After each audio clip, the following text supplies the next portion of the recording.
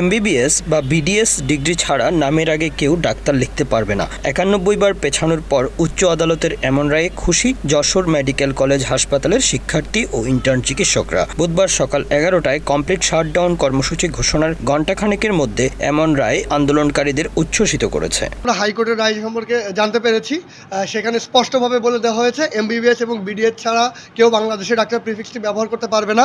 Medical assistant যারা আছে তারাও ডাক্তার যে প্রিফিক্সটা আছে এটা ব্যবহার করতে পারবে না। আমরা ইন্টার্ন চিকিৎসক সহ সমগ্র স্তরের চিকিৎসকরা এটা নিয়ে অত্যন্ত আনন্দিত এবং হাইকোর্টের এই রায়কে আমরা সমর্থন জানাচ্ছি। আমাদের দাবি ছিল 5টা, আর একটা পূরণ হয়েছে, বাকি আরও 4টা দাবি আমাদের পূরণ করার জন্য এই যে কর্মবিরতি, এই যে আন্দোলন, এটা চলতেই থাকবে। আমরা চাই যাতে আমাদের পথ ধরে আমাদের পরবর্তী যেই ডক্টররা আসবেন তারা যেন একটা সুস্থ স্বাভাবিক পরিবেশ পায়, তাদের কর্মক্ষেত্র পায়। এখনও কিন্তু যে আমাদের যে দাবি দেওয়া ছিল, যে আন্দোলনের যে কর্মসূচি ছিল, সেটা কিন্তু আমরা উঠিয়ে নিচ্ছি না। আমরা মাঠে থাকবো, আমরা হাসপাতালে হয়তো থাকবো, হাসপাতালে আমরা ফেরত আসবো, কিন্তু আমাদের এই যে বাকি যে 4টা দাবি যেটা আমাদের রয়েছে সেটা আমরা যে কোনো মূল্যে আমরা আদায় করে ছাড়বো।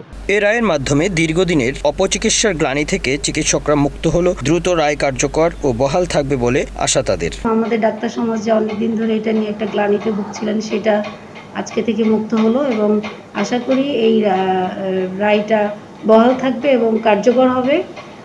তো এই জন্য আমাদের এখানকার যারা ইন্টার্নি ডক্টর এবং যারা আমরা সাথে ছিলাম সবাই যার যার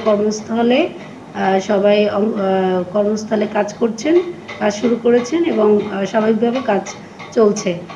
আর আমাদের ওদের 5টা দাবির মধ্যে প্রথমটা পূরণ হয়েছে, বাকি 4টা দাবির জন্য আবার আমাদের নতুন করে সেন্ট্রাল থেকে যদি কোনো কর্মসূচি আসে তাহলে সেই হিসাবে কর্মসূচি গ্রহণ করা হবে।